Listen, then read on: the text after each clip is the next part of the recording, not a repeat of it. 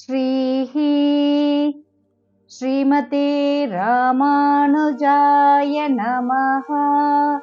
ஸ்ரீமத் வரவரமுனையே நமஹ. ஸ்ரீ ஸ்ரீனிவாச மகாகுரவே நமஹ.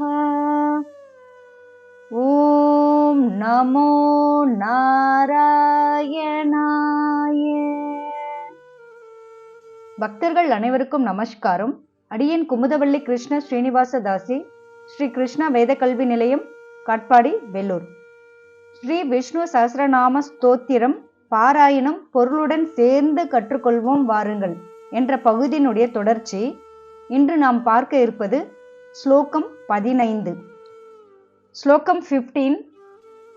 லோகாத்யக்ஷ சுராத்யக்ஷோ தர்மாத்யக்ஷ கிருதாக்ருதஹ சதுராத்மா சதுர்வியூஹத் சதுர்தம்ஷ்ட்ரஸ் சதுர்புஜஹ. லோகாத்யக்ஷ சுராத்யக்ஷோ தர்மாத்யக்ஷ கிருதாக்ருதஹ சதுராத்மா சதுர்வியூஹஸ் சதுர்தம்ஷ்ட்ரஸ் சதுர்புஜஹ. இந்த 15வது ஸ்லோகத்திற்கான விளக்கம்: அனைத்து லோகங்களுக்கும் அத்தியக்ஷன் அல்லது அதிபதி. லோகாத்யக்ஷ பிரம்ம ருத்ராதி அனைத்து தேவர்களுக்கும் தலைவன். சுராத்யக்ஷ சகல கர்மங்களுக்கும் உரிய பலனை தருபவர். தர்மாத்யக்ஷ நித்தியமான இவ்வுலக சுகங்கள், நித்தியமான மோட்சம் இரண்டும் தருபவன். கிருதாகிருதக வாசுதேவன் தன்னை மறைத்து கொண்டிருக்கும் தேவன். பிரத்யும்னன் விஷ்ணுவுக்கு ஆத்மாவாக இருப்பவன். அனிருத்தன் பிரம்மாவுக்கு ஆத்மாவாக, சங்கர்ஷணன் ருத்ரனுக்கு ஆத்மாவாக என்று உலக சிருஷ்டிக்காக 4 வியூக மூர்த்திகள் ஆனவன் சதுராத்மா. 4 மூர்த்திகளாய் நாராயணன், விஷ்ணு, பிரம்மா, ருத்ரன், இவ்வாறு 4 மூர்த்திகளாய் தியானத்திலும் அனுகிரகிப்பவன் சதுர்வியூக. சிங்கம் போன்ற வீர பற்களை உடையவன். சதுர்தம்ஷ்ட்ரஸ் திவ்ய ஆயுதங்களை ஏந்திய 4 திருக்கைகளை உடையவன். சதுர்புஜக. இதுவே இந்த ஸ்லோகத்திற்கான மிக எளிய விளக்கமாகும். அடுத்து ஒவ்வொரு சொல்லுக்கும் உண்டான மிக நீண்ட விளக்கத்தை தற்போது காணலாம். முதல் சொல்லான லோகாத்யக்ஷ என்றால் உலகங்களை மேல் பார்வை இடுபவர், உலகங்களை அறிந்தவன். அவ்வாறு அறிந்த இந்த உலகங்களை பிரத்யக்ஷமாக காண்பவர், உலகங்களுக்கு தலைமையாய் இருப்பவர். தர்ம பிராணர்களான மகான்களை நன்கு பார்ப்பவர். அகிலங்களையும் தேவர்களின் செய்கைகளையும் மேற்பார்வை செய்பவரே. எல்லா லோகங்களுக்கும் தலைமை தாங்குபவரே. லோகாத்யக்ஷ என்றால் தர்மத்தை செய்யும் தகுதியுள்ள மனிதர்களை அறிபவர். லோக என்பது தர்ம அனுஷ்டானத்திற்கு தகுதியான அதிகாரிகளை குறிப்பது. இதற்கு ஒரு உதாரணமாக சொல்ல வேண்டுமானால், அனுபவங்களின் அனைத்து துறைகளுக்கும் அனைத்து லோகங்களுக்கும் தலைமை தாங்குபவர்.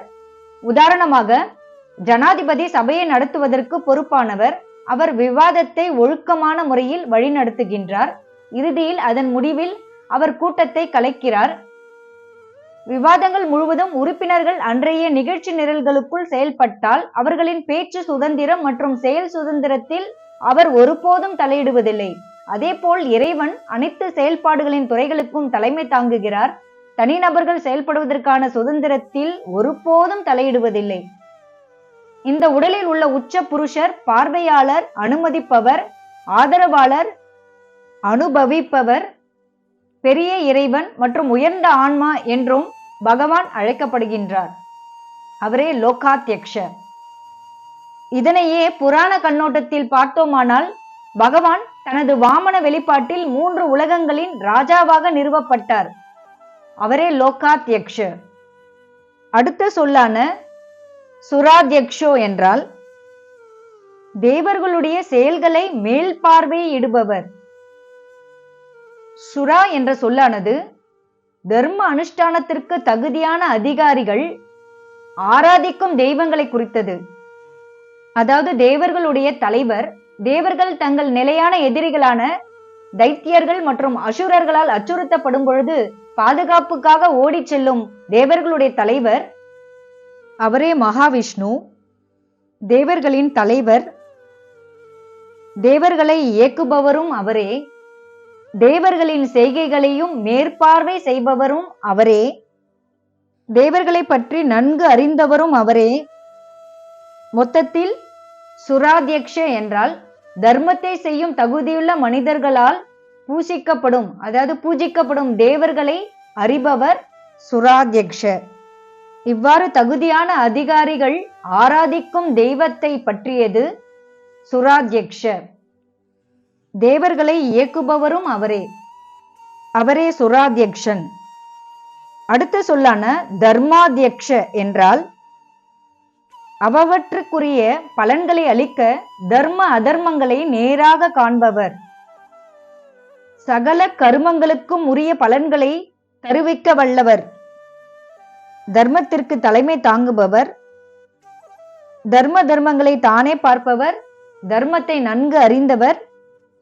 அதாவது தர்மத்தை கடைபிடிக்கும் தகுதியான அதிகாரிகள் ஆராதிக்கும் தெய்வங்களை ஆராதிப்பதற்கான வழிமுறைகளை குறித்தது தர்மாத்யக்ஷ. அத்யக்ஷ என்றால் அதிர்ஷ்டஸ்தானத்தில் நின்று பலனை அளிக்கின்ற அனிருத்தனை குறிப்பிடுகின்றார்.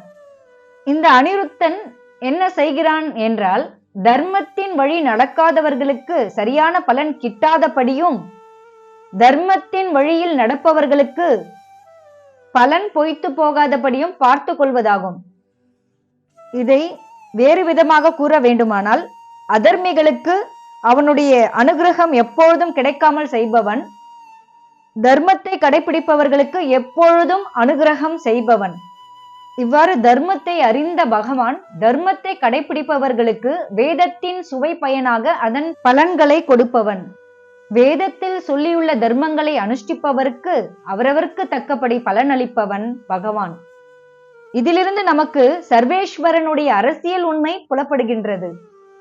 அதாவது தர்மங்களை அனுஷ்டித்தவன் அதற்குரிய பலனை பெற்றாக வேண்டும், அனுஷ்டியாதவன் பலனை பெறக்கூடாது. இதுவே அந்த அரசியல் உண்மை. இவ்வாறு பகவான் ஒவ்வொரு ஜீவனின் சுக்ருத துஷ்கிருதங்களை அறிந்து அதற்கேற்ப பலனளிப்பவன். இவனே தர்மஜ்ஞன், உபாயஜ்ஞன், அத்யக்ஷன், சத்யசந்தன் என பல பெயர்களும் உண்டு. தர்மம் தெரிந்தவர் தர்மஜ்ஞர். தர்மத்திற்கு சாதகமாக வேதங்களில் விதிக்கப்பட்ட கிரியைகளை அறிந்திருப்பவர் உபாயஜ்ஞர். அத்யக்ஷர் எல்லாவற்றையும் நடத்துகிறவர். பிரதான தேவதையும் அவரே. சத்யசந்தர் சத்தியமயமானவர், ஞானம் அளிப்பவரும் அவரே. இவ்வாறு பகவான் அனிருத்த வியூகத்தில் இருந்து அனைத்து செயல்களையும் செய்கின்றார். அடுத்த சொல்லான கிருதாகிருதக என்றால் காரியமாகவும் காரணமாகவும் இருப்பவர். யோகம், ஐஸ்வர்யம் முதலிய அனித்திய பலன்களை தரும் பிரவிருத்தி தர்மமாகவும் நித்திய பலனான மோட்சத்தை தரும் நிவிருத்தி தர்மமாகவும் இருப்பவர். அதாவது பலனை விரும்பி செய்யும் கிரியைகள் கிருத்தம் எனப்படும். பலனை விரும்பி செய்யப்படாத காரியம் அக்ருத்தம் எனப்படும். இதில் ஐஸ்வர்யம் என்பது பிரவிருத்தி தர்மத்தினால் விளையும் பலனை குறிக்கும். அதாவது பலனை விரும்பி செய்யும் கிரியையாகும். பலனை விரும்பி செய்யப்படாத காரியம் நித்தியமான மோட்சத்தை தரவல்லது. இது நிவிருத்தி தர்மமாகும். நிவிருத்தி தர்மமே அக்ருத்தம் எனப்படும். பிரவிருத்தி தர்மம் அழியக்கூடிய ஐஸ்வர்யத்தை கொடுக்கும் பலனாகும். நிவிருத்தி தர்மம் அழியாத மோட்ச பலனை கொடுப்பது. இவ்வாறு பகவான் கிருத்த மற்றும் அக்ருத்த பலன்களை கொடுப்பதால் அவன் கிருதாகிருதக என்று அழைக்கப்படுகின்றான். அடுத்த சொல்லான சதுராத்மா என்றால் 4 மூர்த்திகளை உடையவர். சதுர் என்றால் 4. அவன் வாசுதேவன், சங்கர்ஷணன், பிரத்யும்னன், அனிருத்தன் என்று 4 விதமாக உள்ளான். இதை தெளிவாக எடுத்து சொல்ல வேண்டும் என்றால் சதுராத்மா என்றால் உலகை படைக்கும் பொழுது பிரம்மாவாகவும், காக்கும் பொழுது விஷ்ணுவாகவும், அழிவின் போது ருத்ரனாகவும், பிரளயத்தின் போது ஜனார்தனனாகவும் இருப்பவர். இவ்வாறு 4 மூர்த்திகளாக இருப்பவர். 4 மடங்கு சுயம் கொண்டவர், 4 வடிவங்களை தரிப்பவர், அவரே மகாவிஷ்ணு. அடுத்த சொல்லான சதுர் வியூக என்றால் 4 வியூகங்களை உடையவர். சதுர் என்றால் 4, வியூகம் என்றால் 4 நிலைகள், விழிப்பு, கனவு நிலை, ஆழ்ந்த உறக்கம், முழு உணர்தல் ஆகிய இந்த 4 நிலைகளிலும் இருப்பவர்.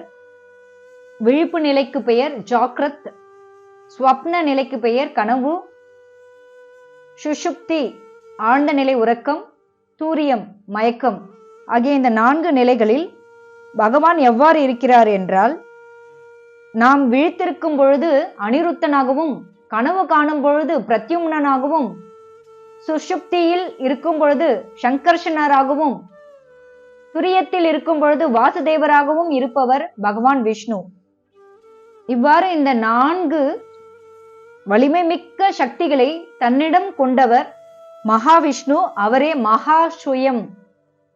அடுத்த சொல்லான சதுர் தம்ஷ்ட்ரஷ் என்றால் பரவாசுதேவ உருவத்தில் 4 கோரை பற்களை உடையவர். இது மகா புருஷனுக்கு அடையாளமாகும். 4 தெற்றி பற்களை உடையவர். இது நரசிம்ம அவதாரம். அதனை ஒப்பு நோக்கும் பொழுது 4 கொம்புகளை உடையவர் என்னும் கருத்தையும் கொடுப்பதாகும். சதுர் தம்ஷ்ட்ரஷ் என்றால் 4 முன்பற்களை உடையவன், 4 கோரை பல்லை உடையவர். நரசிம்ம அவதாரத்தை போல 4 நீண்ட வெட்டு பற்களை கொண்டவர். மாமிச உண்ணிகளுக்கு மேல் மற்றும் கீழ் வரிசைகளில் முழுமையாக வளர்ந்த கோரை பற்கள் இருக்கும். அதுவே தம்ஷ்ட்ரஸ் எனப்படும். இந்த தம்ஷ்ட்ரஸை நினைவூட்டுவது எது எனில், பிரகலாதனை பாதுகாக்க நரசிம்ம வடிவத்தை எடுத்த பொழுது பகவான் ஆற்றிய அந்த சக்தி வாய்ந்த தம்ஷ்ட்ரஸை இது நினைவூட்டுகிறது. அது மட்டுமல்லாமல் இது இன்னொரு பொருளையும் கொடுக்கிறது. புராணங்களில் இந்திரனின் பெரிய வெள்ளை யானையான ஐராவதம் 4 தந்தங்களை கொண்டிருக்கிறது. இந்த 4 தந்தங்களே தம்ஷ்ட்ரஷ் என்று அழைக்கப்படுகிறது. இவ்வாறு பகவான் விஷ்ணு 4 தந்தங்களை கொண்ட ஐராவதத்தின் மகிமையை கொண்டவர். பகவான் விஷ்ணு மொத்தத்தில் தம்ஷ்ட்ரஷ் என்றால் 4 கோரை பற்களையும் 4 தந்தங்களையும் குறிக்கும். இறுதி சொல்லான சதுர் புஜக என்றால், சதுர் என்றால் 4, புஜக என்றால் கைகளை உடையவர், 4 கைகளை உடையவர், 4 தோள்களை உடையவர் என்ற பொருள். இதனையே பகவத்கீதையில் அர்ஜுனன் ஸ்ரீ கிருஷ்ணரிடம், நான் உன்னை கிரீடம் தரித்து கதை பிடித்து சக்கரம் கையில் ஏந்தியவனாய் காண விரும்புகிறேன்.